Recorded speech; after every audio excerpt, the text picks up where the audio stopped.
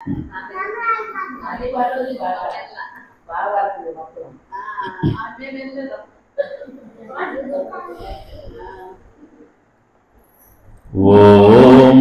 శ్రీ సచ్చిదానంద సమర్థ సద్గురు సాయినాథ మహారాజు కి జై. 3 సార్లు ఓంకారం చెప్దాం. ఓ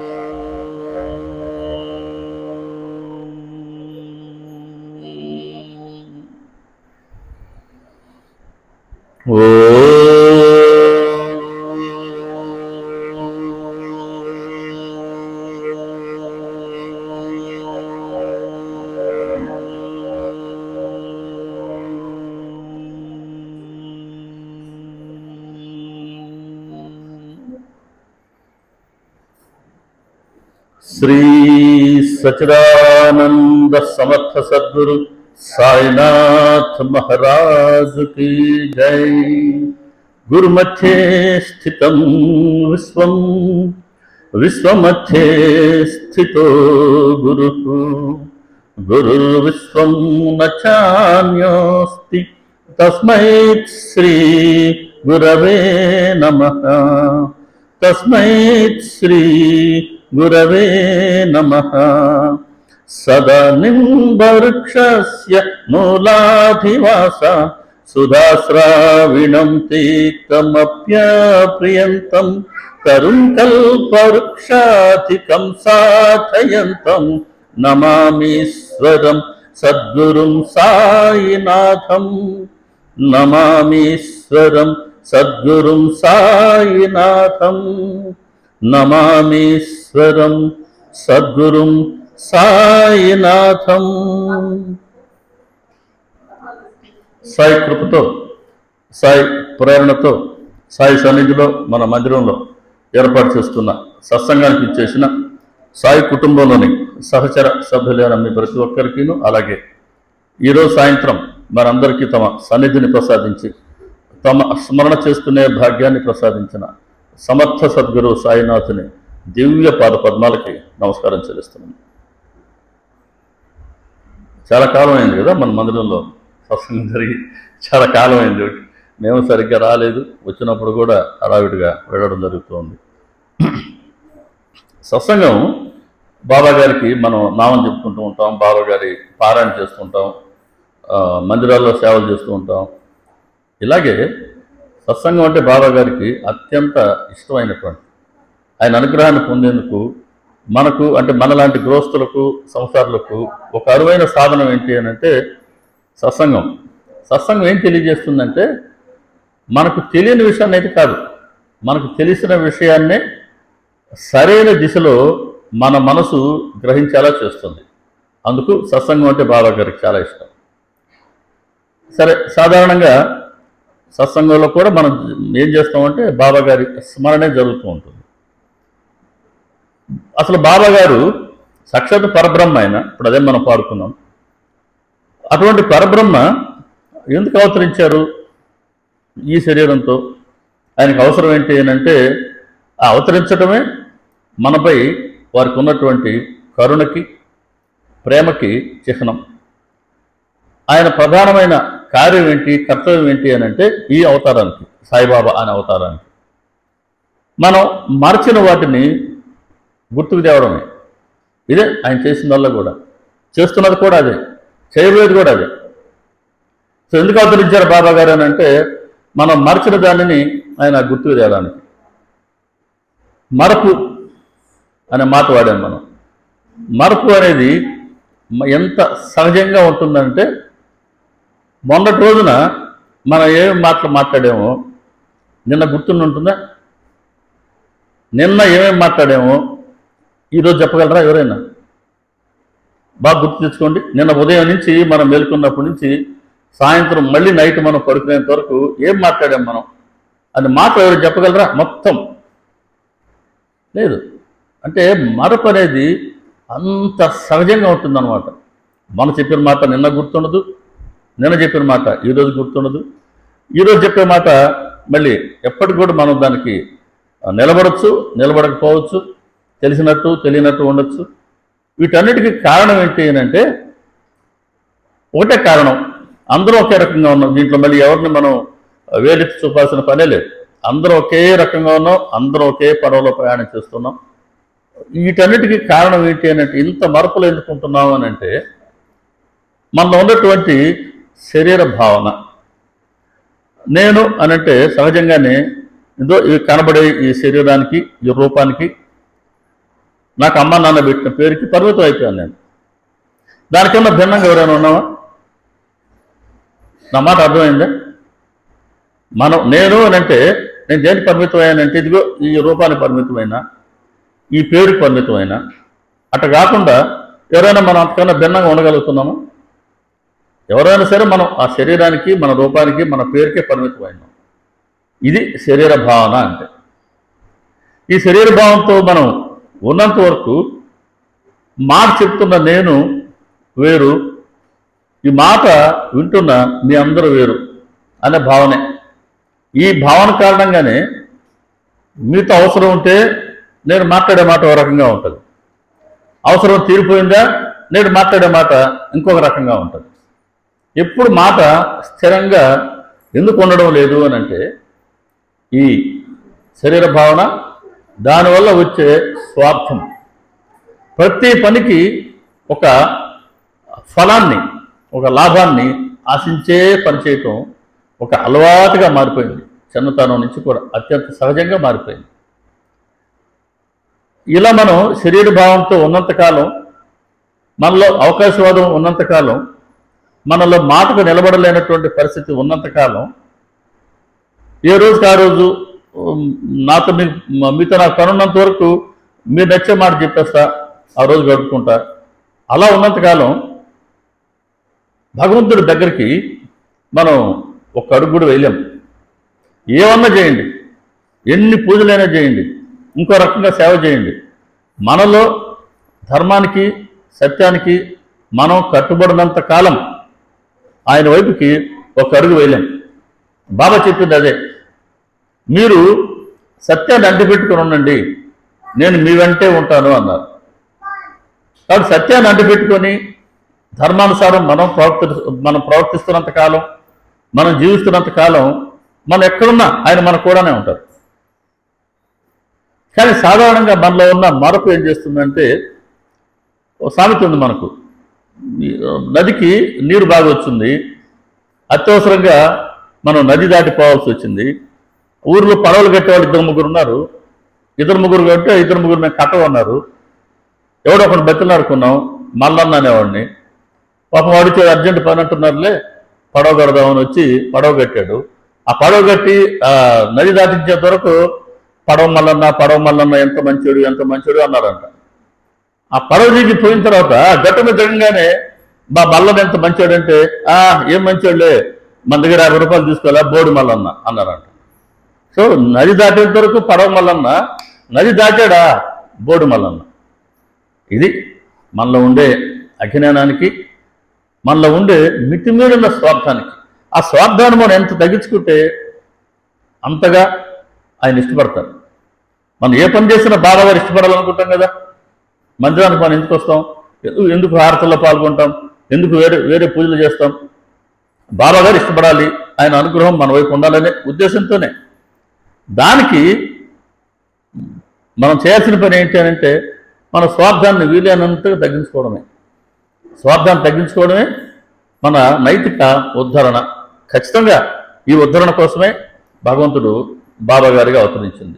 కాబట్టి బాబా గారి మందిరాలన్నీ కూడా మనలో ఉండే ఈ స్వార్థాన్ని తగ్గించేందుకు ఉపయోగపెట్టుకోవాలి. మనం సాధారణంగా ఒక రొటీన్గా ఒక గుడికి వెళ్ళి మనం టెంకాయ కొట్టి కాసేపు అక్కడ కూర్చొని మాట్లాడుకొని వచ్చేసి విధానం కన్నా సద్గురు మందిరం ఎందుకు వెలిశారు ఆయన అంటే, ఇదిగో ఇక్కడ మన ఊరు వాళ్ళందరి పట్ల ఆయనకి ప్రేమ కలిగింది, అందుకని మందిరం ఏర్పాటు చేస్తున్నారు ఇక్కడ. అది ఎవరి ద్వారా ఏర్పాటు చేసుకున్నారు? మళ్ళీ మనందరి ద్వారానే ఏర్పాటు చేసుకున్నారు.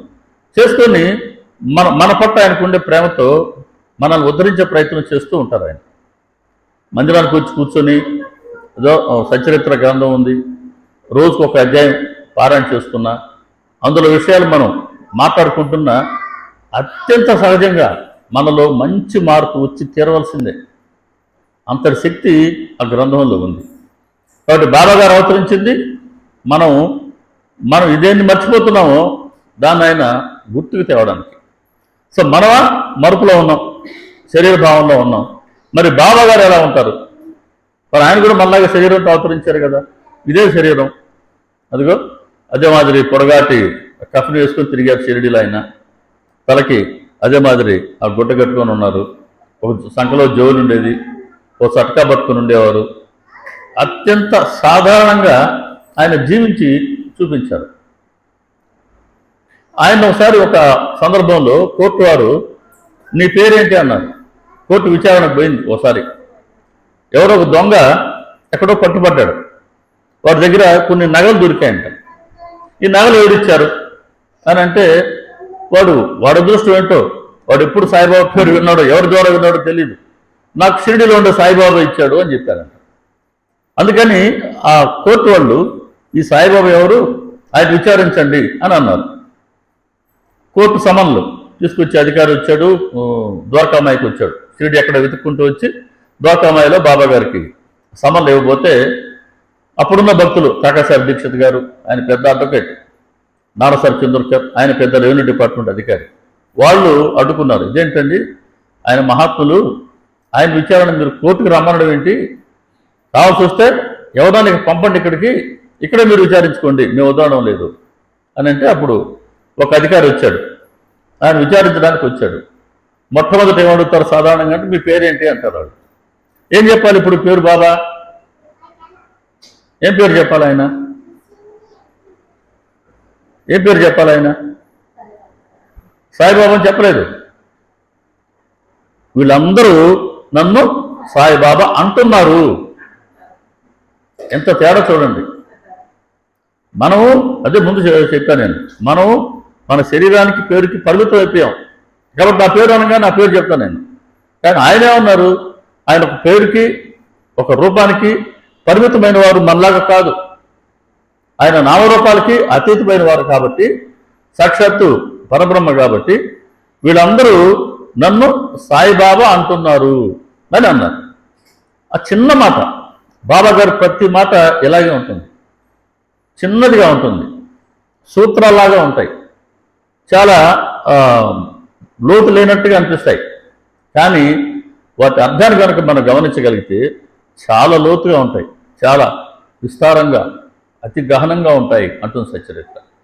ఆ చిన్న మాటల అర్థం ఏంటంటే వీళ్ళందరూ ఇప్పుడు నన్ను సాయిబాబా అంటున్నారు అని అంటే, ఒకప్పుడు రాముడు అన్నారు, తర్వాత శ్రీకృష్ణుడు అన్నారు, వెంకటేశ్వరుడు అన్నారు, ఈశ్వరుడు అన్నారు, అల్లా అన్నారు, జీసస్ క్రీస్తు అన్నారు, ఇప్పుడు నన్ను సాయిబాబా అంటున్నారు. అంటే ఆ అవతారాలన్నీ నావే.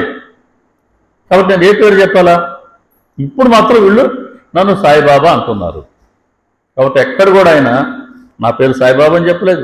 చాలామంది ప్రయత్నించారు. అసలు బాబా గారు 16 ఏళ్ళ కుర్రాడిగా షిరిడీలో గురుస్థాన్ వేప చెట్టు కింద ప్రకటమైనప్పుడు ఎక్కడి నుంచి వచ్చాడు అబ్బాయి? చూసేందుకు 16 ఏళ్ళ వయసు, పరిపూర్ణ వైరాగ్యంతో ఉన్నాడు. చిన్న వయసులోనే ఎండకు చలికి సమానంగా భరిస్తున్నాడు, ఎండ నుంచి చలిని. పగటిపూట ఎవరితో మాట్లాడడం లేదు, మనం పలకరిస్తే కానీ. రాత్రిపూట ఏం భయమూ లేదు. ఈ చిన్న వయసులో ఇటువంటి కఠినమైన తపస్సులో, నిన్న మంచి ఎండ ఉండింది, అబ్బా జర్నీ చేస్తుంటే భలే ఎండ అనిపించింది, ఈరోజు ఎండ లేదు. ఆయన ఎండ ఉన్నప్పుడు, ఎండ లేనప్పుడు, చలికి వానకి ఆ చెట్టు కిందే ఉండారు. ఆయన ఎలా ఉండగలుగుతున్నాడు ఈ అబ్బాయి అని వాళ్ళకి ఆశ్చర్యంగా ఉండింది. 16 ఏళ్ళ కుర్రాడుగా ఆ చెట్టు కింద ఆయన ప్రకటమయ్యారు. గురుస్థానం అంటాం మనం. అటువంటి బాబా ఈరోజు నన్ను సాయిబాబా అంటాం. పేరు లేదు ఆయనకి.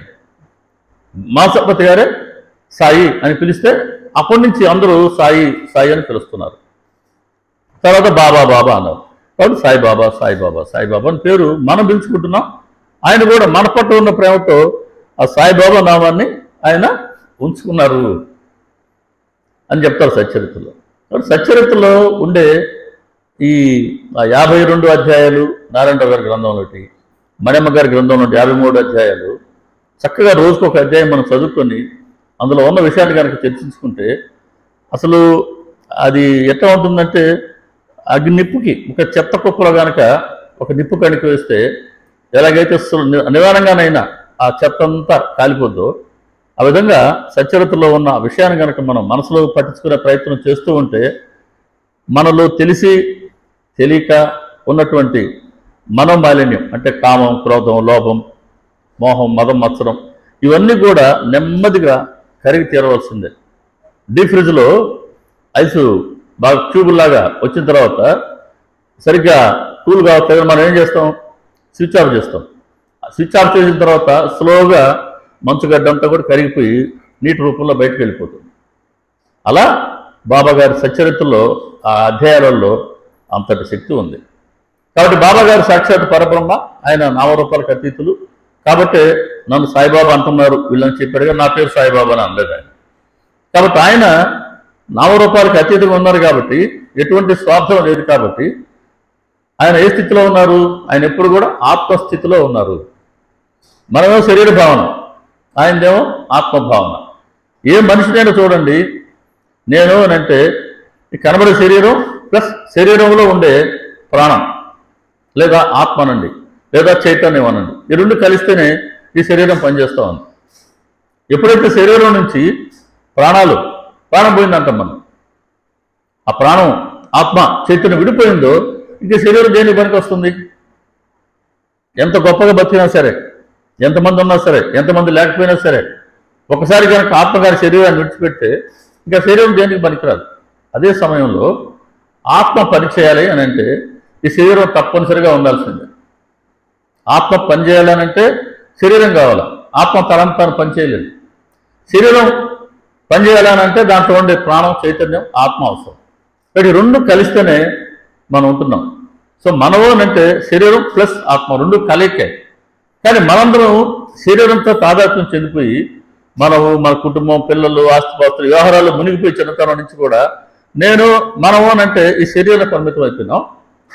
ఆయనేమో మొదటి నుంచి కూడా ఆత్మస్థితిలోనే ఉన్నారు. నేను ఈ శరీరానికి కాను, నేను ఆత్మనన్న భావంలో ఉన్నాను. ఎప్పుడైతే నేను ఆత్మనేని బాబాగారు భావిస్తున్నారో ఇదే ఆత్మ సృష్టిలో కనబడే ప్రతి ఒక్కరిలోనూ అదే ఆత్మ ఉంది. అందులో తేడా ఉండదు. చీమలు తక్కువ ఉండదు, ఏనుగులు ఎక్కువ ఉండదు. చీమలోను ఏనుగులోను ఆత్మ సమానంగా ఉంటుంది. శరీరం సైజు వేరు కావచ్చు, కానీ ఆత్మ మాత్రం ఒకటే. కాబట్టి సృష్టిలో ఉండే ప్రతి శరీరంలోనూ అంటే సమస్త జీవరాశిలోనూ, అలాగే జీవం లేని ఇటువంటి అక్షరంలో కూడా ఆత్మ నిండి ఉంది అని నేను ఆత్మని గ్రహించిన వాళ్ళకి అలా అన్ని ఆత్మగానే కనబడతాయి. ఇంకా ఎవరిని కూడా వాళ్ళు తమకన్నా వేరుగా చూడరు, దేన్ని కూడా తమకన్నా వేరుగా చూడరు. అలా అన్నిటి పట్ల, అందరి పట్ల సమభావం ఉంటుంది. అదే ప్రేమ అంటే. ఈరోజు వచ్చి మనం బాబాగారి మందిరంలో ఆయన ముందు కూర్చుంటే ఎలా ఉంటుంది? ఇంట్లో ఉన్నదానికి గుడిలో కూర్చున్న దానికి తేడా ఉందా లేదా? ఖచ్చితంగా ఉంటుంది. కారణం ఏంటి అని అంటే ఆయన ప్రేమ స్వరూపుడు. ఆయన ముందు కూర్చొని మనం పొందగలిగేది ఏంటి రోజు అని అంటే ఆయన ప్రేమను పొందుతున్నాం. బాబాగారి దృష్టి, ఆయన అనుగ్రహం ఉంటేనే మనం వచ్చి ఆయన ముందు కూర్చోగలం, ఆయన నామాన్ని మనం పలకగలం, ఆయన గురించి వినగలం, లేకుంటే రాలేం. కాబట్టి ఎప్పుడైతే ఆయన మన పట్ల ఆయనకు అనుగ్రహం ఉంది, ఆయన ముందు మనం వచ్చి కూర్చున్నాం, మనకు తెలియకుండానే మనసు ఆనందంగా ఉంటుంది, తృప్తిగా ఉంటుంది. మనకు తెలియని ధైర్యాన్ని ఆయన ఇస్తారు. అణువుల నేను నీకు కూడా ఉన్నా, నువ్వు ధైర్యంగా ఉంది. అది చెప్పింది బాబా గారు. మనం రాసి పెట్టలేదు ఇక్కడ 11 అక్కడ రాసుకున్నావా? ఓకే, అదే ఓకే. నీ భారాన్ని మోపు నా పాదాల చెంత నేను మోస్తాను అన్నారు. మనం భారం మోసే కొద్దీ ఆ మాట అక్షరం సత్యమని మన అనుభవాన్ని మనం చెప్తాయి. ఎవరో చెప్పలేదు. ప్రతి ఒక్కరూ అనుభవం ద్వారానే బాబాగారు వద్ద కూర్చొని ఉన్నాం మనం. నా అనుభవంతో మీరు రారు, మీ అనుభవంతో నేను రాను. ప్రతి ఒక్కరికి ఆ సందర్భాల్లో, ఆయా సమయాల్లో మన మనసుకి లేదా మన పరిస్థితులకు సరిపడా ఆయన అనుభవాన్ని ఇచ్చి మనల్ని కదలకుండా ఆయన పాదాల చెంత కట్టిపడేసుకుంటారు బాబా గారు. నా వాళ్ళు ఎక్కడున్నా సరే, దేశ విదేశాల్లో ఉన్నా సరే నా వాళ్ళు అంటారు బాబా. ఎక్కడున్నా సరే మన సృష్టిలో ఆయన పిచ్చుక పిల్లకాయలకి దారం కట్టి లాక్కుని వచ్చినట్లు నేను లాక్కొచ్చుకుంటాను. అలా లాక్కురాబడ్డాడు మనందరం కూడా. లేకపోతే ఆయన ముందు ఇంతసేపు మనం కూర్చోలేము. సరే, బాబా గారు పూర్తి ఆత్మస్థితిలో ఉన్నారు. ఆయన కోరిక ఏంటంటే మనం కూడా ఈ శరీర భావాన్ని విడిచిపెట్టి మనం కూడా ఆత్మస్థితిని పొందాలి అని ఆయన కోరిక. ఆయన ఆ లక్ష్యంతోనే అవతరించారు.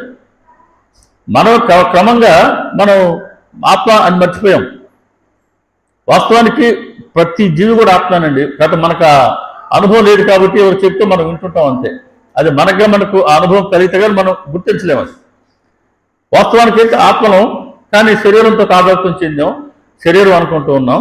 కాబట్టి ఆత్మను మనం మర్చిపోయాం. కాబట్టి నానా నువ్వు శరీరం అనుకుంటున్నావురా, కాదు నువ్వు ఆత్మవి అని మనం మర్చిపోయిన ఆత్మస్థితిని, మనం మర్చిపోయిన ఆత్మభావనని మనకు ఆయన గుర్తు తేవడానికే ఆయన అవతరించారు.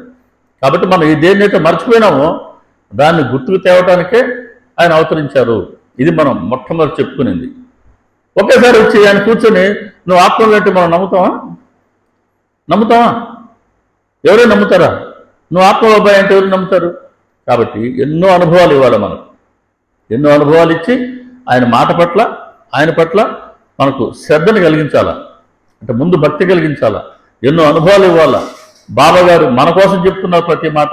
బాబా గారి మాట విందాం, ఆయన ఏం చెప్పారు దాన్ని మనం ఆచరిద్దాం అన్న స్థితికి క్రమక్రమంగా మనం ఒక్కో మెట్టు మనం చిన్నతనంలో బోళ్ళబడుంటాం, పాకుంటాం, దోగాడాం, తప్పటడుగులు వేసాం, చిన్నగా లేచి నడిచాం. ఇప్పుడు పెద్దవాళ్ళు పోయాం, మన పనులు మనం చేసుకుంటున్నాం. సరే, ఒకరోజు మళ్ళీ వెళ్ళిపోతూ ఉంటాం. క్రమక్రమంగా వచ్చింది ఈ శరీరంలో మార్పులు. అలాగే మన మానసిక స్థితి కూడా క్రమక్రమంగా మార్పు తీసుకొస్తారు ఆయన. తొందరపడి సినిమా కాదు కదా ఇలా అంటే అయిపోవడానికి. ఎన్ని అనుభవాలు ఇవ్వాలా మనలో ఒక మార్పు రావాలంటే. గమనించండి, ఆస్తిపాస్తుల్ని పిల్లలకు పంచడం సులువు. ఎంతున్నా ఆస్తిపాస్తుల్ని పిల్లలకు పంచడం సులువు. పిల్లల్లో ఉన్నటువంటి ఒక్క తొందరపాటు గుణాన్ని లేదా ఒక్క చెడు గుణాన్ని మనం మార్పించగలిగామా? చాలా కష్టం. మరి కోట్లాది మందిని ఆయన ఉద్ధరించాలా, బాగు చేయాలా అని ఒక పెద్ద సంకల్పంతో వచ్చినటువంటి అవతార కార్యం సాయిబాబాది. అందుకే కలియుగం సద్గురువుల రాజ్యం అయితే ఆ సద్గురువులందరికీ సామ్రాట్ ఆయన. చూడండి, దేశంలో ఏ సద్గురువుకి లేనన్ని ఆలయాలు బాబా గారికి మాత్రమే ఉన్నాయి. మన చిన్నతనంలో ఎక్కడున్నాయండి? ఇప్పుడు బాబా గారి ఆలయం లేనటువంటి ఊరు ఎక్కడుంది? ఒకే ఊరు, కాస్త పెద్ద ఊరిలో 2 ఆలయాలు వస్తున్నాయి. ఇంకా మున్సిపాలిటీలో, సిటీల్లో చెప్పాల్సిన పనే లేదు. ప్రతి పేటకి, ప్రతి వీధికి ఒక ఆలయం కట్టుకుంటున్నారు. చిన్నదైనా సరే, పెద్ద అయినా సరే. మరి అంతగా ఆయన చొచ్చుకొని వస్తూ ఉన్నారు మనలాంటి గృహస్థులు ఇళ్ళకి, మన మనసుల్లోకి. కాబట్టి మనం మర్చిపోయినట్టు ఆయన గుర్తు తెస్తున్నారు. ఒక్కసారిగా చెప్తే మనం నమ్మం. కాబట్టి క్రమక్రమంగా అనేక మంది భక్తుల అనుభవాల ద్వారా మనం దేన్ని మర్చిపోయామో వాటిని ఆయన గుర్తుకు తెస్తూ ఉంటారు. సచ్చరిత్రలో కొన్ని ఉదాహరణలు మనం గమనిస్తే 4వ అధ్యాయం ఒక భగవంతుడు క్షీర్ సాగర్ అని ఆయన వస్తారు. సచ్చరిత్ర చదువుతారా? మన ఆలయంలో గ్రంథం పారాయణ చేస్తారమ్మా? ఎందుకని గుళ్ళు వేయితే మంచిదే కదా. ఏదో టైం కన్వీనియంట్గా పెట్టుకుంటే. అసలు మామూలుగా సిటీస్లో అయితే ప్రతిరోజు పారాయణ చేసేవాళ్ళు ఉంటారు. అక్కడికి పోటీలు ఉంటాయి. మాకు అధ్యాయం రాలా ఈ రోజులైతే, మాకు అధ్యాయం తగ్గిందని అనుకునే వాళ్ళు ఉంటారు. సో మంచిది, ఇళ్ళల్లో మనం చదువుకుంటాం మంచిదే. దాంతోపాటుగా గుడిలో కూడా అప్పుడప్పుడైనా సరే ఒక స్థిరంగా మనం పారాయణ చేసుకుంటే మంచిదే. 4వ అధ్యాయంలో భగవంతరావు క్షీర్ సాగర్ అనే భక్తుడు బాబాగారి దర్శనం కోసం వస్తాడు.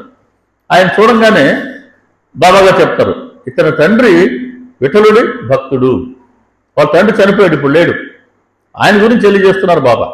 ఈ తండ్రి విఠలుడి భక్తుడు, తరచూ విఠలుడి దర్శనానికి వెళ్ళేవాడు. వాళ్ళ తండ్రి చనిపోయిన తర్వాత ఈ పిల్లాడు విఠలుడి దర్శనానికి పోవట్లేదు, విఠలుడికి పూజ చేయడం లేదు, నాకు నైవేద్యం పెట్టడం లేదు, నన్ను పస్తులు ఉంచుతున్నాడు, విఠలుని కూడా పస్తులు ఉంచుతున్నాడు. అంటే వాడు నాన్నగారు ఉన్నంత వరకు విఠలుడి దర్శనానికి వెళ్ళేవారు, రోజు పూజలు నివేదనలు చేసేవారు. ఈ అబ్బాయి అవన్నీ వదిలేశాడు. కాబట్టి ఈ అబ్బాయికి వాళ్ళ తండ్రి గారి గురించి చెప్తూ విఠలుడికి పూజలు నివేదనలు గుర్తుకు తీసుకొచ్చి అబ్బాయి చేత మళ్ళీ ప్రారంభింప చేసి అతడికి మేలు కలిగించాలి అని బాబాగారి ప్రయత్నం. ఆయన ఏది చేసినా సరే మన మంచి కోసమే, మన శ్రేయస్సు కోసమే చెప్తారు, ఏదైనా సరే చేస్తారు.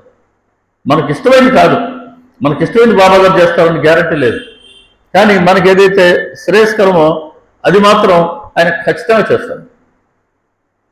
అంటే శ్రేయస్కి ఇష్టానికి చాలా తేడా ఉంటుంది. దానికి కూడా ఒక భక్తుడు వస్తాడు, వ్యాపారం చేయాలి అనుకుంటాడు. అన్న రాము అన్న అని నాకు వ్యాపారం చేసేందుకు పర్మిషన్ బాబాగారు చేత ఆశీర్వాదాన్ని ఇవ్వమంటాడు, అనుమతిని ఇవ్వమంటాడు. బాబాగారు ఇవ్వలేదు, వద్దన్నారు, వ్యాపారం వద్దన్నారు. సరే ఆయన మానుకున్నాడు. కానీ ఆ వ్యాపారం చేసిన వాళ్ళు పూర్తిగా నష్టపోయారు. కాబట్టి వ్యాపారం చేయాలనో అతనికి ఆ రోజు ఇష్టం. అయ్యో బాబాగారు అనుమతి ఇవ్వలేదే, చూడు నాకు ₹1,00,000 మిగిలేదే అనుకున్నాడు. కానీ బాబాగారి మాట విన్నందువల్ల తను నష్టపోకుండా కాపాడబడ్డాడు అని తర్వాత అర్థమైంది. కాబట్టి ఆయన చెప్పిన మాట మనం వింటే అదే మనం ఆయన పాదాల దగ్గర మన భారాన్ని మోపినట్టు. అలా ఆయన పాదాల చెత్త భారం మోపిన వాళ్ళు ఎవరు నష్టపోరండి.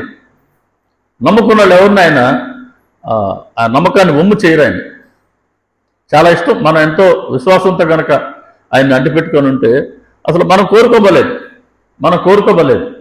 మనకి ఏం కావాలో, మనకి ఏదైతే మంచిదో అవన్నీ ఏర్పాట్లన్నీ ఆయనే చేస్తుంటారు. ఇది మన కొద్దిగా గమనించుకునే కొద్దీ అర్థమవుతుంది. కొంత ఓపికగా ఉండాలి. బాబాగారి దగ్గర ఉంటే అర్థమవుతుంది. ఓహో, మనం బాబాగారి వద్దకు వెళ్ళకముందే ఆయన దృష్టి మన పైన ఉండింది. ఇదిగో పలానా రోజు ఇలా జరిగింది కదా, అదే బాబాగారు తప్ప ఎవరు చేయగలరు అని తర్వాత మన మనసు గ్రహిస్తుంది. అలా మన మనసు గ్రహించే కొద్దీ మనం ఇంకొద్దిగా భక్తితో విశ్వాసంతో ఆయన దగ్గర మనం పడి ఉంటాం. అలాగే క్షీరసాగర్, భగవత్ క్షీరసాగర్ అనే వ్యక్తికి వాళ్ళ తండ్రిని గుర్తు తీసుకొచ్చి వీళ్ళ తండ్రి నా మిత్రుడు అన్నాడు ఆయన బాబాగారు. ఎందుకు మిత్రుడైనాడు? ఆయన విఠలుడి భక్తుడు. విఠలుడు వేరు కాదు, నేను వేరు కాదు అని బాబాగారు చెప్తున్నారు అక్కడ. కాబట్టి విఠలుడికి ఆయన పూజలు చేసేవారు, నివేదన చేసేవారు. కానీ అబ్బాయి అవన్నీ మర్చిపోయాడు, వాటన్నిటిని వదిలేశాడు. కాబట్టి తిరిగి ఈ అబ్బాయి చేత వాళ్ళ తండ్రిలాగానే పూజలు నివేదనలు ప్రారంభింపజేస్తాను అని అంటారు. అలా అతనికి ఆ నివేదనలు పూజలు చేయాలని తిరిగి గుర్తుకు తేవడానికి బాబాగారు చేసినటువంటి లీల అది. అలా అబ్బాయికి ఆయన గుర్తుకు తీసుకొస్తేనే తెలిసింది తన తండ్రిలాగానే తను కూడా విఠలుడు పూజ నివేదన చేయాలి అని. అది 4వ అధ్యాయంలో మనకు ఒక లీల వస్తుంది. అది 6వ అధ్యాయం. ఇప్పుడు శ్రీరామ జన్మోత్సవం ప్రారంభమైంది షిరిడిలో ఎలా అని తెలియజేస్తారు. అంటే శ్రీరామనవమి రోజున అప్పటి వరకు ఉరుసు ఉత్సవం జరిగేది. ఆ ఉరుసు ఉత్సవం బ్రహ్మాండంగా జాతరలాగా జరిగేది, అందరూ వచ్చేవాళ్ళు. ఒక సంవత్సరం కాకా మహాజని వాళ్ళు వచ్చున్నారు. కృష్ణ జగేశ్వర భీష్మ మన హారతి పాటల్లో పాడున్నారే ఆయన కూడా వాడలో కూర్చో ఉన్నారు. మహాజని బాబాగారి దర్శనం కోసం పోబోతున్నాడు. అప్పుడు ఈ భీష్మ అనే ఆ భక్తుడికి వచ్చిన ఆలోచన, ఎలాగో శ్రీరామనవమి రోజున ఉరుసు ఉత్సవం జరుపుతున్నాం షిరిడీలో, దాంతోపాటుగా మనం రామ జన్మోత్సవాన్ని కూడా జరుపుకుంటే బాగుంటుంది కదా, ఎలాగో ఉరుసు చేస్తున్నాం, పనిగా మన ఉదయం రామ జన్మోత్సవం జరుపుకోవచ్చు కదా అని ఆలోచన వచ్చింది. ఆయన మహాజన్తో చెప్తారు, మహాజని మరి ఇలా చేస్తే బాగుంటుంది కదా. బాగుంటుందండి, కానీ దీనికి బాబాగారి అనుమతి కావాలి. ఆయన అనుమతి లేకుండా ఏది సాగదు. ఇప్పుడు కూడా మనం కూడా ఏ పనైనా సరే ప్రారంభించాలి అని అనుకుంటే ముందు ఆయనకి మనం మనవి చేసుకుంటే, బాబా మీరు ఆశీర్వదించండి, ఆయన ప్రేమగా ఆశీర్వదిస్తారు. బాబాగారిని మనం అత్యంత సహజంగా మన ఇంట్లో ఉండే ఒక పెద్దలాగా చూస్తే చాలు. దేవుడు దేవాలయానికి పోవడానికి రకరకాల అడ్డంకులు ఇవన్నీ ఆయన దగ్గర లేవు. వాటన్నింటి పక్కన పెట్టేసి మన ఇంట్లో పెద్ద ఆయన అంతే. మనం ప్రేమగా మన కష్టమో సుఖమో ఆయన చెప్పుకుంటాం. ఆయన సహాయం కోరుతాం, ఆయన చేస్తూ ఉంటారు. ఆ ప్రేమే ఆయన కోరుకుంటారు. మన మనసు కావాలి ఆయనకి, మన శరీరం కాదు. అది మనం ఎప్పుడు మర్చిపోకూడదు. ఆయనతో మాట్లాడుకోవడానికి, మందిరంలోకి రావడానికి, లేదా పారాయణ చేసుకోవడానికి ఎటువంటి అడ్డంకులు లేవు. ఒకవేళ మనం కూర్చోవడానికి ఆరోగ్యం సరిలేకపోతే నేను చెప్పలేను. సో అదొక్కరు తప్పించి ఇంకెటువంటి అడ్డంకి లేదు మనం ఆయనతో మాట్లాడుకోవడానికి కానీ, ఆయన పారాయణ చేసుకోవడానికి కానీ, దేనికైనా సరే. ఇక్కడ బాబాగారు అనుమతి కావాలి కాబట్టి వెళ్ళి బాబాగారిని అడుగుదాం అనుకుంటారు. సరే, మరి చిన్న గ్రామం ఇది, మరి రామజన్మోత్సవం జరపాలి అని అంటే గానం చేసేవారు ఒకరు కావాలి కదా. అంటే ఆ భీష్మ ఆయన మంచి పండితుడే, నేను గానం చేస్తాను అంటాడు ఆయన. మరి గానం చేయాలి అని అంటే దానికి ఒక హార్మోనియం, ఒక శృతి కావాలి కదా. ఆ హార్మోనియం ఎవరు చేస్తారంటే కాకా మహాజనికి అది వచ్చు, నేను హార్మోనియం వాయిస్తాను అంటాడు. సరే, ప్రసాదం ఎవరు చేస్తారు అంటే రాధాకృష్ణమాయి, ఆమె సొంటి ప్రసాదం, మనకు సొంటి ప్రసాదం మన ఏదన్నా డొనేషన్ కట్టినప్పుడు ప్రసాదం ఇస్తారు ఊదితో పాటుగా, అది సొంటి ప్రసాదం. సో ఆమె ఆ ప్రసాదం తయారు చేస్తుంది. ఇలా మనం రామజన్మోత్సవాన్ని ప్రారంభించుకోవచ్చు అనుకున్నారు. సరే, ముందు బాబాగారు అనుమతి కావాలి కాబట్టి వాడల్లో నుంచి బయలుదేరి బాబాగారు వద్దకు వస్తారు ఇద్దరు.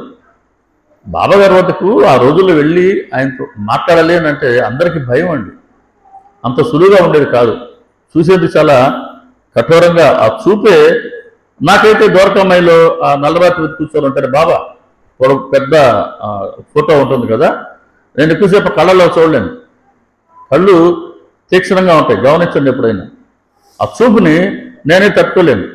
కళ్ళు ఆయన చూపు ఎట్టుంటుందంటే నాకు అనిపిస్తుంది మనల్ని స్కాన్ చేస్తున్నట్టుగా ఉంటుంది. అది ఒక కన్ను ఇట్లా మూసుంటుంది, ఒక కన్ను ఇట్లా లైట్గా తెరిచి ఉంటారు. అమ్మో, చాలా తీక్షణంగా ఉంటుంది ఆ చూపు. నాకు అనిపిస్తుంది నా వరకు చూడంగానే మారవా, ఎన్నిసార్లు చెప్పాలి నీకు అన్నట్టుగానే ఉంటుంది నాకైతే. కాబట్టి ఒకసారి క్షణం వాడు చూసి నేను పాదం వైపే చూస్తాను. అలా ఉండేవారు ఆయన.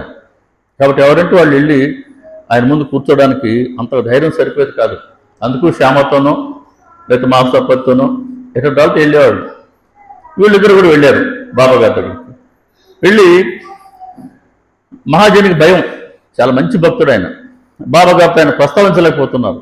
బాబాగారు అడిగారు చివరికి, వాడలో దేని గురించి మాట్లాడుకుంటున్నారు మీరు అన్నారు. అంటే గుర్తుకు తెచ్చే పని బాబాగారే చేశారు. ఈయన గుర్తు రాలేదు మహాజనికి. పక్కన ఈ భీష్మ ఉన్నాడు.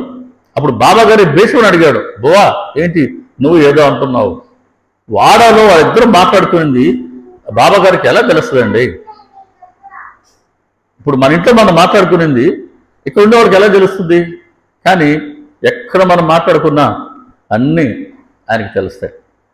ప్రపంచంలో ఎక్కడైనా సరే అదే చెప్తారు బాబాగారు 3వ అధ్యాయంలో, మీరు ఎక్కడున్నా ఏం చేస్తున్నా సరే మీరు చేసే పనులన్నీ నాకు వెంటనే తెలుస్తూ ఉంటాయి అని సదా గుర్తుపెట్టుకోండి. సదా గుర్తుపెట్టుకోండి. అంటే మీరు మేల్కొన్నా సరే, మీరు నిద్రపోతున్నా సరే, మీరు కలగంటున్నా సరే, కలలోనైనా మనకు వచ్చే ప్రతి స్వప్నం కూడా ఆయనకి తెలిసే జరుగుతుంది. కాబట్టి మనం చేసే ప్రతి ఆలోచన కూడా ఆయనకి స్పష్టంగా తెలుస్తుంది. కాబట్టి వీళ్ళిద్దరు అక్కడ మాట్లాడుకునింది బాబాగారు చెప్తున్నారు, గుర్తుకు తెస్తున్నారు. ఆయన గుర్తుకు తెస్తేనే ఇక్కడ గుర్తుకొస్తుంది. ఇప్పుడు బోవా ఏంటి నువ్వేదో అంటూ ఉన్నావు? అప్పుడు ఆయనకి భీష్మ గుర్తుకొచ్చింది. అప్పుడు చెప్పారు ఆయన, బాబా ఇలా జన్మోత్సవాన్ని ప్రారంభించాలనుకుంటూ ఉన్నాం. సరే చేసుకోండి అని బాబా అనుమతినిచ్చారు. అప్పటి నుంచి శ్రీరామనవమి రోజున ఇప్పుడు మనం జరుపుకుంటూ ఉన్న ఉత్సవం ఆ రోజు అలా ప్రారంభమైంది. కాబట్టి బాబాగారు గుర్తుకు తెస్తేనే వాళ్ళిద్దరు కూడా అనుమతి కోరడం జరిగింది బాబాని. తర్వాత 9వ అధ్యాయానికి వస్తే బాలారాం మార్కరాల అబ్బాయి గోవిందుడు అనే అబ్బాయి షిరిడికి పోతూ పోతూ తర్కడి భార్య, తర్కడి అన్నింటికి వెళ్ళాడు. మేము షిరిడికి వెళ్ళి వస్తున్నామని చెప్పేందుకు. తర్కడి గారి భార్య బాబాగారికి మంచి భక్తురాలు ఆవిడ. 9వ అధ్యాయం అంతా కూడా ఆ కుటుంబ అనుభవాలే ఉంటాయి. ఆవిడ మరి షిరిడికి వెళ్తున్నావు కదా, మరి బాబాగారికి వెళ్తాం ప్రసాదం నివేదన పంపిద్దామని ఇల్లంతా చూశారు. ఇంట్లో ఏం దొరకలేదు. ఒక్క పాలకోవ బెల్లం ఉండింది. అది కూడా బాబాగారికి నివేదించిందే, అదొక్కటే దొరికింది. దాన్ని తీసి బాబు ఇంక వేరేది ఏం లేదయ్యా, దీన్ని బాబాగారికి ఇవ్వు, వారు ఇష్టంగా తింటారు అని చెప్పి అబ్బాయికి ఇచ్చి బాబా గారికి నమస్కరించుకుంది. బాలారాం మానకర్ చనిపోయి ఉన్నాడు, బాలారాం మానకర్కి శ్రాద్ధం చేయాలా షిరిడిలో అని వీళ్ళ అబ్బాయి షిరిడికి పోతూ ఉన్నాడు. అంటే శ్రాద్ధంతో ఉన్న అబ్బాయి వాళ్ళ ఇంటికి వచ్చాడు. అంటే మనం ఏమంటాం, మడి అంటామా, అది మైల్ అంటాం. సో మైలలో ఉన్న అబ్బాయి వాళ్ళ ఇంటికి వచ్చాడు. అబ్బాయికి ఆమె పాలకోవ ఇచ్చింది. ఈ పాలకోవ తీసుకుని అబ్బాయి షిరిడికి వెళ్ళాడు. సరే ఎక్కడో దిగాడు, బస్సులో దిగాడు, వాడాలో ఎక్కడో సత్రంలో. మామూలుగా దర్శనానికి వెళ్ళాడు బాబాగారు వద్దకు. ఈ పాలకోవ మర్చిపోయాడు. మర్చిపోతే ఆయన ఆ పూట ఏం అడగలేదు, వచ్చాడు, నమస్కారం పెట్టుకున్నాడు, వెళ్ళిపోయినాడు. మళ్ళీ సాయంత్రం వచ్చాడు. సాయంత్రం బాబాగారు అప్పుడు కూడా మర్చిపోయినాడు. అది నేను మరపు అంటాను. నేను ఎంత సహజంగా ఉంటుందో మరపు అని అంటే. మళ్ళీ మర్చిపోయాడు. మళ్ళీ బాబాగారు నమస్కారం పెట్టుకుంటూ అడిగాడు, నా కోసం ఏమన్నా తెచ్చావా?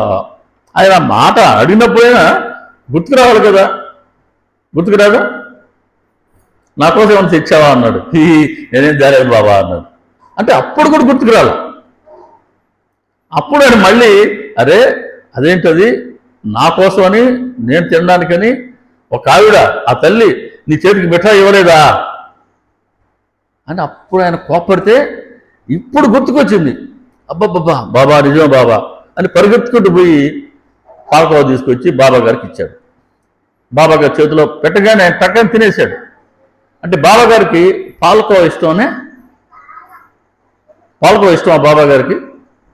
ఆయన రోజు రోజు భిక్షకు పోయేవారు. ఆయన ఆ భిక్షలో యాదృచ్ఛికంగా భిక్షలో ఏదో అదే తినేవారు. ఆయన దాంట్లో రొట్టె, సజ్జ రొట్టె కావచ్చు, మంచి రొట్టె కావచ్చు, కూర ఉండొచ్చు, కూర లేకపోవచ్చు, ఎలాగైనా సరే ఆ వచ్చినట్టుగా ఆయన దాంతోనే భుజించేవారు.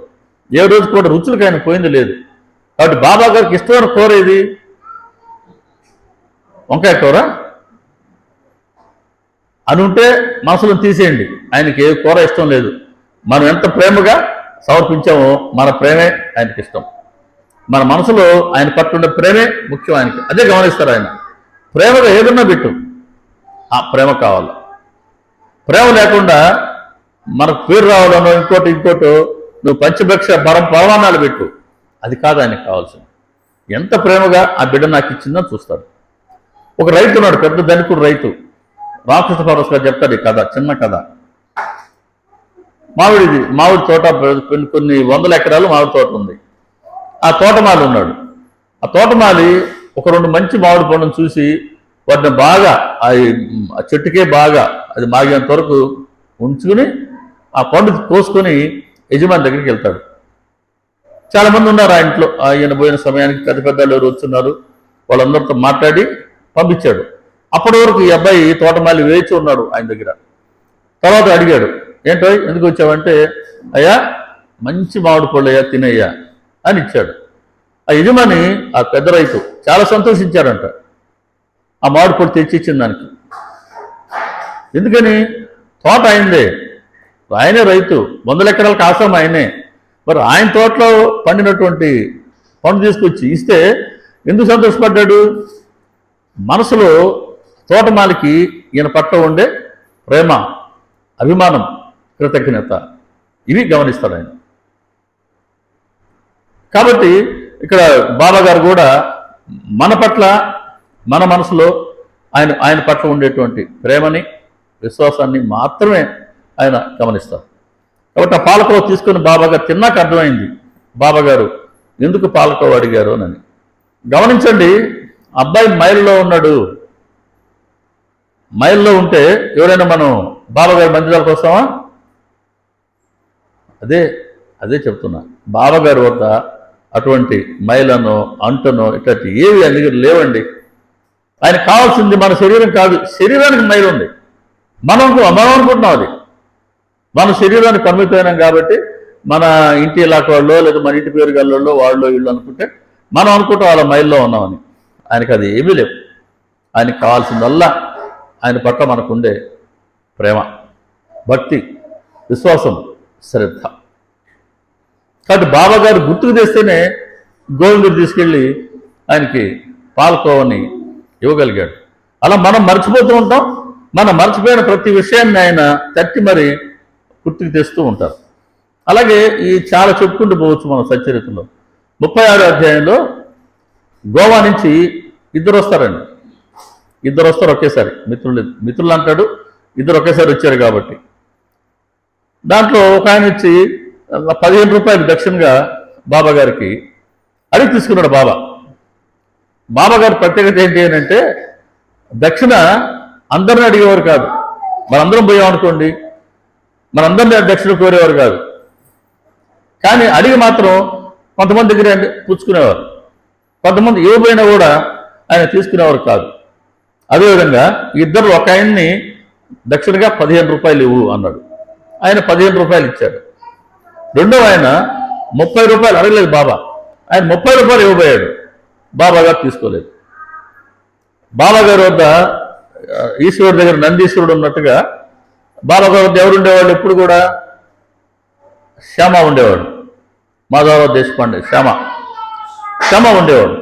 శ్యామ అడిగాడు బాబాని, అయ్యా వాళ్ళిద్దరు కలిసి వచ్చారు గోవా నుంచి, నువ్వు ఒకరినేమో అడిగి మరి ఆ 15 రూపాయలు దక్షిణ తీసుకున్నావు, రెండో అతను 30 రూపాయలు ఇవ్వబోయినా కూడా నువ్వు తీసుకోలేదు, అంటే తక్కువ అడిగి తీసుకున్నావు, అంతకన్నా ఎక్కువగా ఇవ్వబోయినా కూడా నువ్వు తీసుకోలేదు.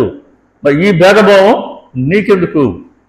నేను కనుకైతే నీలాగా చేసేవాడిని కాను అన్నాడు. ఆ ఇద్దరి మధ్య అంత చనువు ఉండేది బాబా గారికిను శ్యామకి. అంటే ఆ భగవంతుడికి భక్తుడికి మధ్య ఎంత చనువు ఉందో చూడండి. ఎటువంటి అడుగు తెరలు లేవు అక్కడ, పెద్ద గొప్ప తారతమ్యం లేదు అక్కడ. ఎంత చదువు, ఎంత స్వతంత్రంగా అడిగాడు చూడు. నువ్వు తక్కువ తీసుకున్నావు, ఎక్కువ ఇస్తానన్నా వద్దన్నావు, నేనైతే నీలాగా చేసేవాడిని కాను. నిజమే కదా మరి. శ్యామ మళ్ళీ అంటాడు, మనకు డబ్బు దృష్టితో చూస్తాం మనం, ఎక్కువ తక్కువ అనుకుంటాం. కానీ బాబా గారు భగవంతుడు, ఆయన ఏం చేసుకుంటాడు? 15 రూపాయలు 30 రూపాయలు ఆయన ఏం చేసుకుంటాడు? బాబా గారికి దక్షిణ వచ్చేది. మళ్ళీ అంటే వాళ్ళు పోయేవాళ్ళు, కొందరు దక్షిణ తీసుకునేవారు. దక్షిణ కొందరు ఎలా తీసుకునేవాళ్ళు అంటే, దక్షిణ అడిగేవారు, జోగులు వేసుకునేవారు, ఇలా కూర్చొని ఉంటారు కదా, మళ్ళీ అడిగేవారు, మళ్ళీ తీసుకునేవారు, మళ్ళీ అడిగేవారు. అలా వాళ్ళు జోగులో ఉన్నది పూర్తిగా అయిపోయినంత కలుగుతుండేవారు. ఆయన వాళ్ళు ఇస్తూ ఉండేవాళ్ళు. వాళ్ళు ఎంత అదృష్టవంతులో. భగవంతుడి చెయ్యి కింద ఉంది, వాళ్ళ చెయ్యి పైన ఉంది. చిన్న విషయం కాదు భగవంతుడికి అలా కైంకర్యం చేయగలగటం. కాబట్టి మంచి సాధువులు లేదా మంచి సన్యాసులు ఇటువంటి వాళ్ళు మనకు తారసపడినప్పుడు మన విధిగా బాబా గారికి సమర్పిస్తున్నట్టుగా మనం మనసులో భావించి దక్షిణ ఇవ్వాలి. ఆ దక్షిణ ఇవ్వడం గృహస్థులుగా మన ధర్మం. వాళ్ళు కూడా మంచి వాళ్ళు, అందరి దగ్గర స్వీకరించరు. గమనించండి, అందరిని అడిగేవాళ్ళు యాచకుడు వేరు. అందుకే మంచి సన్యాసి, మంచి సాధువు అన్నాను. వాళ్ళందరినీ యాచించరు. మనం ప్రేమగా ఇచ్చామా, బాబా గారికి ఇచ్చినట్టుగా భావించామా, తీసుకుంటారు. అదే గుర్తు. సరే, ఇక్కడ బాబా గారికి దక్షిణ ఆయన రోజు పుచ్చుకునేవారు. అప్పుడు బ్రిటిష్ గవర్నమెంట్ కదా, ఆంగ్లేయులు పరిపాలించిన రోజులు అవి. వాళ్ళకి అనుమానం వచ్చింది, ఏంటి చాలామంది వస్తున్నారు, ఈయనకి రోజు దక్షిణగా ఇస్తూ ఉన్నారు, కాబట్టి ఈయనకి ట్యాక్స్ వేయాలనుకున్నారు. పన్ను వేయాలా. సో పన్ను వేయాలా అని అంటే ఒక అధికారిని పంపించారు. అసలు ఆయనకి ఎంత వస్తుంది రోజుకి, కాబట్టి ఎంత ఆదాయం వస్తుంది లెక్క తేల్చండి, దాన్ని బట్టి మనం పన్ను విధిస్తాం అని అన్నారు. ఎవరో ఆయన వచ్చి, అధికారి ఒక మారువేషంలో వచ్చి ఆయన రోజు గమనిస్తూ ఉన్నాడు. సరే, మనలాంటి వాళ్ళు పోతున్నారు, బాబా గారు దక్షిణ అడుగుతున్నారు. ఆయన కొంతమందికి ఇస్తుండేవాళ్ళు కూడా, కొంతమందికి తీసుకునేవాళ్ళు, చాలామందికి ఇస్తుండేవాళ్ళు. అసలు లెక్కలేదన్నమాట. రూపాయి ఇచ్చేవాళ్ళు, ఆ రోజుల్లో రూపాయి, ఈ రోజుల్లో కాదు. రూపాయి ఇచ్చేవాళ్ళు, 2 రూపాయలు ఇచ్చేవాళ్ళు, 5 రూపాయలు ఇచ్చేవారు, 10 ఇచ్చేవారు, 15 ఇచ్చేవారు. బడే బాబాకి అయితే రోజుకి 50 రూపాయలు ఇచ్చేవారు. రోజుకి 50 రూపాయలు. ఆ రోజుల్లో పెద్ద ఉద్యోగస్తులు లెక్క, రోజుకి 50 రూపాయలు అంటే. అలా ఆయన తీసుకునేది ఉంది, ఇచ్చేది ఉంది. ఈయన రోజు ఆ లెక్కలు రాస్తూ ఉన్నాడు. చివరికి ఏం తేల్చాడనంటే, రోజుకి సరాసరి ఆయనకు వస్తున్నది 150 రూపాయలు అనుకుందాం. 150 వస్తుంటే ఆయన ఇస్తున్నది 200 ఉందంట.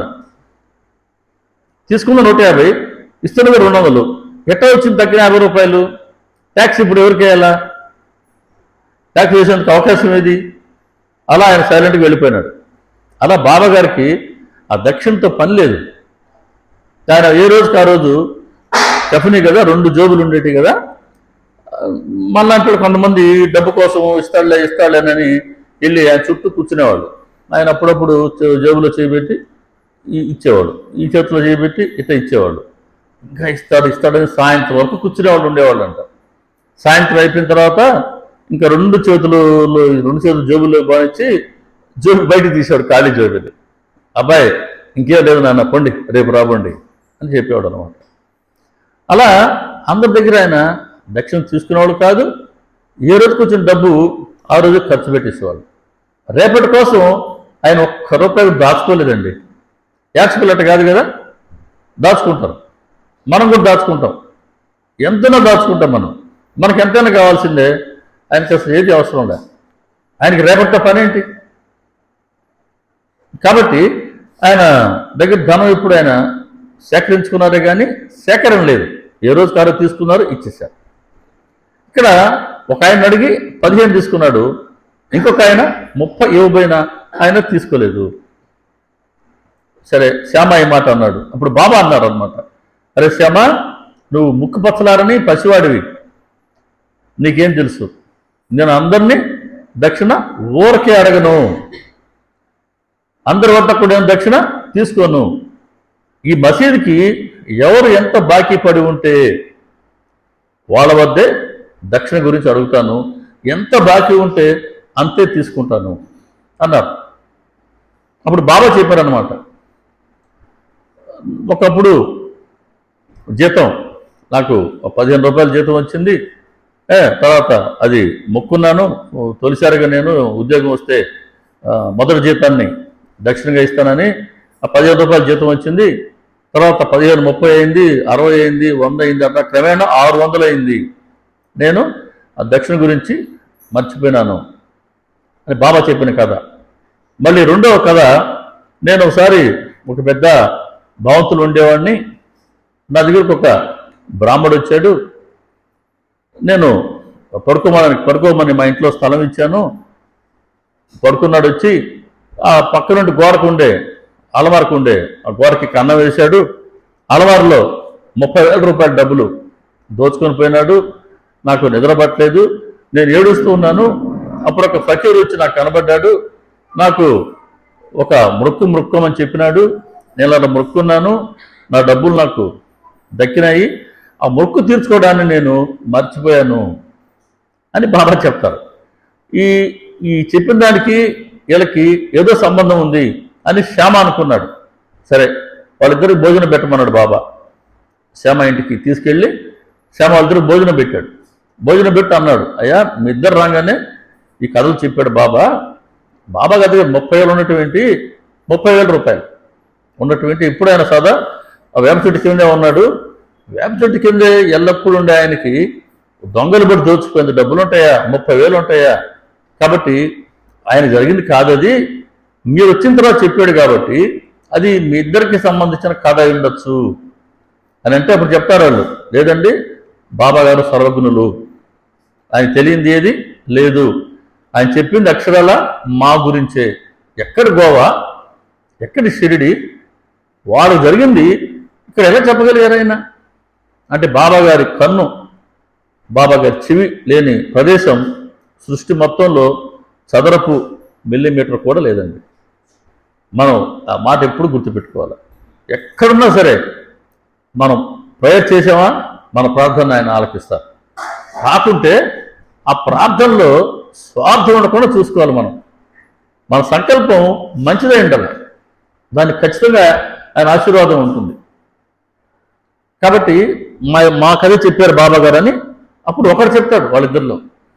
అతడు తొలిసారిగా ఉద్యోగం వస్తే కుటుంబాన్ని పోషించుకోవడానికి బాగుంటుందని దత్తాత్రేయ స్వామికి ఆయన మొక్కున్నాడు.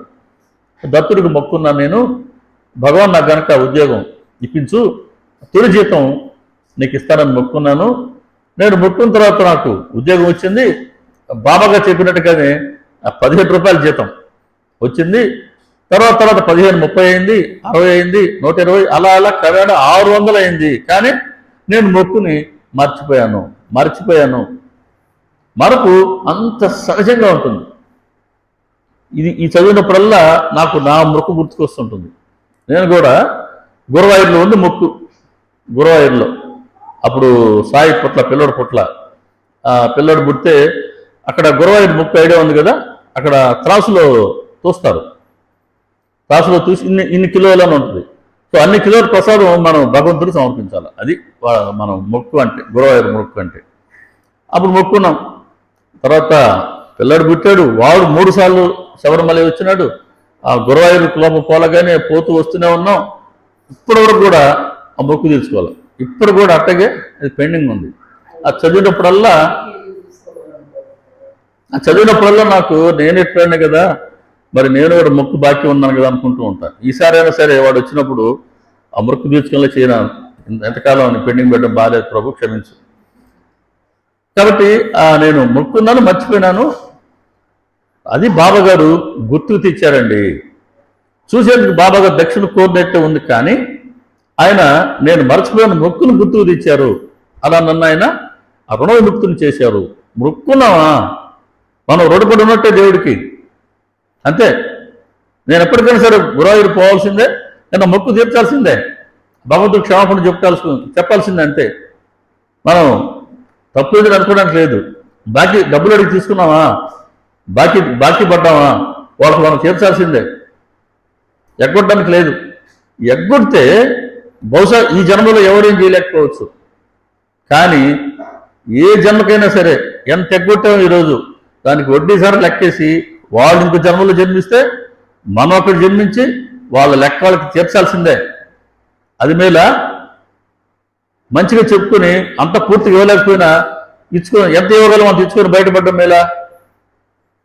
కాబట్టి అటువంటి బాకీలు పడనేకూడదు. రుణం, శత్రుత్వం, హత్య, ఈ 3గా ఉన్నాయంటే అవి తీర్చుకునేంత వరకు మళ్ళీ జన్మల పరంపర తప్పదు. బాబాగారు చెప్తున్నారు సచ్చరిత్రలో. ఆ పులి వచ్చిందండి షిరిడికి, బాబాగారి దర్శనానికి. పులి వచ్చి ఆయన సన్నిధిలో చనిపోతే బాబాగారు 50 రూపాయలు ఆ పులి తీసుకొచ్చిన సాయిబులు ఫకీర్లకు ఇచ్చినాడు. ఎందుకు ఇచ్చిన 50 రూపాయలు అని చెప్తాడు బాబా. ఈ జీవుడు మీకు బాకీ పడి ఉన్నాడు గత జన్మలో. కాబట్టి అడవిలో పులి పుట్టినా కూడా ఈ జన్మలో మళ్ళీ వాళ్ళ దగ్గరికి వచ్చి వాళ్ళ చేతుల్లో ఉంటూ వాళ్ళ బాకీ తీర్చుకోవాల్సి వచ్చింది. ఇంకా 50 రూపాయలు బాకీ మిగిలిపోయింది. కానీ భక్తుడి తరపున ఆ బాకీని భగవంతుడు తీర్చాడు. కాబట్టి పులిగా పుట్టినా సరే ఆ బాకీ తీర్చుకోక తప్పట్లేదు. కాబట్టి ఎవరికి మనం బాకీ పడకూడదు. తీసుకున్నావా ఇచ్చేయాల్సింది, అంతే. ఎగ్గొట్టే పనే చేయకూడదు. అది ఎవరికి రుణపడద్దు అసలు. అది మనం చాలా నష్టపోతాం అలాగాని ఉంటే. కాబట్టి నన్ను ఆయన మొక్కు నుంచి బయటేశాడు, నాకు మొక్కును ఆయన గుర్తుకు తెచ్చాడు. అలా మొదటి వ్యక్తికి సంబంధించింది. ఇంకా రెండో ఆయన ఏంటి, ఆయన మంచి ధనవంతుడే. ఆయన ఇంట్లో ఒక నౌకరు ఉండేవాడు. కొన్ని ఏళ్ల నుంచి ఆయన దగ్గర పనిచేస్తూ ఉన్నాడు. బాబాగారు చెప్పినట్టుగానే ఆయన ఒక అలమారులో 30,000 పెట్టాడంట. అలమారు ఉంది, దానికి కబ్బోర్డు ఉంది, దానికి తాళం వేసుకున్నాడు. కానీ ఆ పనివాడు ఎన్ని గమనిస్తున్నాడు. ఒకరోజు ఆ కబ్బోర్డుకి అవతల పక్క గోడానికి కన్నం వేసి 30,000 తీసుకెళ్ళిపోయాడు. 30,000 రూపాయలండి ఆ రోజుల్లో, చిన్న విషయం కాదు. ఒక్కసారి గుండె జారిపోయింది. అమ్మా 30,000 రూపాయలు పోయినాయా అని ఇంకా అన్నం సగించలేదు, నీరు తాగలేదు, గుండెలు బాదుకుంటూ ఏడ్చుకుంటూ కూర్చున్నాను. ఆ దారిలో ఒక ఫకీర్ వచ్చాడు. ఎందుకు ఏడుస్తున్నావు అని అన్నాడు. ఇలా చెప్పాను 30,000 రూపాయలు పోయినాయి అని. అప్పుడు ఆ ఫకీర్ చెప్పాడంట, అట్టగైతే నువ్వు షిరిడీలో ఒక ఔలియా ఉన్నాడు సాయిబాబా అని, ఆయనకు నువ్వు మొక్కో, నీ ధనం నీకు తిరిగి దక్కేంత వరకు నువ్వు ఏదో ఒకటి ఆయనకు మొక్కో. అంటే మనం తినే పదార్థాన్ని ఒక దాన్ని విడిచిపెట్టు, అలా మొక్కో అని చెప్పాడండి. నేను మొక్కున్నాను, నా ధనం నాకు తిరిగి లభించితే నేను షిరిడీకి వస్తాను బాబా, మేము దర్శించుకుంటాను, అప్పటి వరకు అన్నం తిన్నాం అని ఆయన మొక్కున్నాడు. అన్నం తినడు, మరి చపాతి తినడా? ఎట్టైనా ఒకటేగా, కడుపు నిండాలి, కానీ దానికి అన్నం అని ఏముంది? ఏదైనా సరే కడుపు నిండితే చాలుగా. ఆయన అన్నం మానుకున్నాడు. సరే, ఆశ్చర్యకరంగా కొన్ని రోజులకే ఆ దొంగలించిపోయిన వ్యక్తి మళ్ళీ తీసుకొచ్చి డబ్బులు ఆయనకి ఇచ్చేసి, అయ్యా బుద్ధి పొరపాటు అయింది, నన్ను క్షమించండి అని మొత్తం 30,000 రూపాయలు తీసుకొచ్చి నా చేతిలో పెట్టాడు. నేను అప్పటి నుంచి నేను షిరిడీకి మరి మొక్కున్నారు కదా, డబ్బులు వచ్చాయి కదా, మరి వచ్చి బాబా గారిని దర్శించుకోవాలి కదా, మరి ఇప్పటివరకు నేను రాలేదు. ఇప్పుడు మళ్ళీ బాబా గారు కళ్ళ కనబడ్డానంట ఆయనకి. ఆ ఫకీర్ కనబడ్డాడు. ఇప్పుడు నాకు నా మొక్కు గుర్తుకొచ్చింది, నేను వచ్చాను, సముద్ర తీరానికి వచ్చాను. ఒక నావు ఉండింది, షిప్ ఉంటే దాన్ని వెళ్ళి కూర్చోవాలని అంటే అధికారులు స్థలం లేదన్నారు. ఇంతలో ఒక సిపాయి వచ్చాడు. సిపాయి వచ్చి నన్ను చూపించి, అతను నాకు బాగా తెలిసినాడు, అతను స్థలం ఇవ్వండి అన్నాడు. అప్పుడు నాకు నావాధికారులు నాకు ఆ షిప్లో స్థలం ఇచ్చారు. నేను షిప్లో కూర్చున్నా, ఇక్కడికి వచ్చాను, నేరుగా టాంగా బండికి ద్వారకామాయికి వచ్చాను. ఇక్కడ ఈ ఫకీరే ఆ ఫకీర్ అని నాకు అనిపిస్తూ ఉంది అని చెప్తాం. అంటే ఆయన కూడా మొక్కు తీర్చుకోకుండా ఉంటే ఆ మొక్కుని తీర్చుకునేలాగా బాబా గారు గుర్తు చేసి మరి ఆయన తీర్చుకోవడం జరిగింది. అలా మనం మర్చిపోయిన వాటన్నిటిని ఆయన గుర్తుకి తెస్తూనే ఉంటారు. ఆయన ఒక్క క్షణం కూడా మనల్ని మర్చిపోయి ఉండరు. చాలా ముఖ్యమైన మాట. మనం రోజుకి ఎన్ని గంటలు ఆయన గుర్తుపెట్టుకొని ఉంటున్నాం? ఎన్ని గంటలు మనం చెప్పండి, సరిగ్గా ఆలోచించండి. ఎన్ని గంటలు మనం ఆయన్ని మరి గుర్తుపెట్టుకొని ఉంటున్నాం?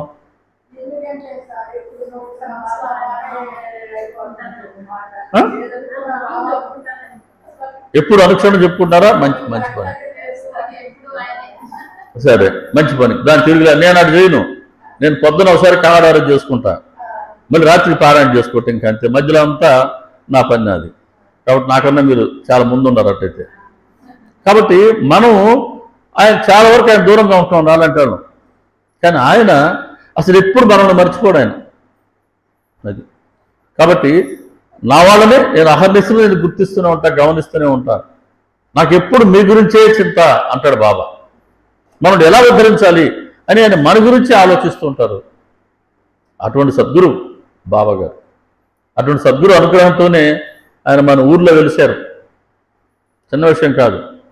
రోజు వచ్చి ఆయన దగ్గర కూర్చోగలుగుతున్నాం, మీరు చెప్పినట్టుగా ప్రతిసారి బాబా బాబా అనుకుంటున్నాం, చిన్న విషయం కాదు అది. అది ఎన్నో జన్మల సంస్కారం ఉంటే అలా మనసులో నామస్మరణ జరుగుతూ ఉంటుంది. అలా ఇంకొద్దిగా ప్రేమగా బాబా గారు కోరుకున్నట్టుగా మనందరం కూడా మన భక్తిని శ్రద్ధని బాబా గారు సమర్పించి మరింతగా మరి పాదాల వైపుకి మన అడుగులు పడాలని, తిరిగి మనందరినీ ఆయన అనుగ్రహించి ఆయన పాదాల వద్ద స్థిరపరచుకోవాలని, అలా మనందరిని అనుగ్రహించాలని బాబా గారిని ప్రార్థిస్తూ, శ్రీ సచ్చిదానంద సమర్థ సద్గురు సాయినాథ్ మహారాజుకి జై. సర్వే జనా సుఖినో భవంతు, లోకా సమస్తా సుఖినో భవంతు, సమస్త సన్మంగళాని భవంతు. ఓం శాంతి శాంతి శాంతి. సర్వం శ్రీ సాయినాథార్పణమస్తు. శుభం భవతు. ఓం తత్సత్.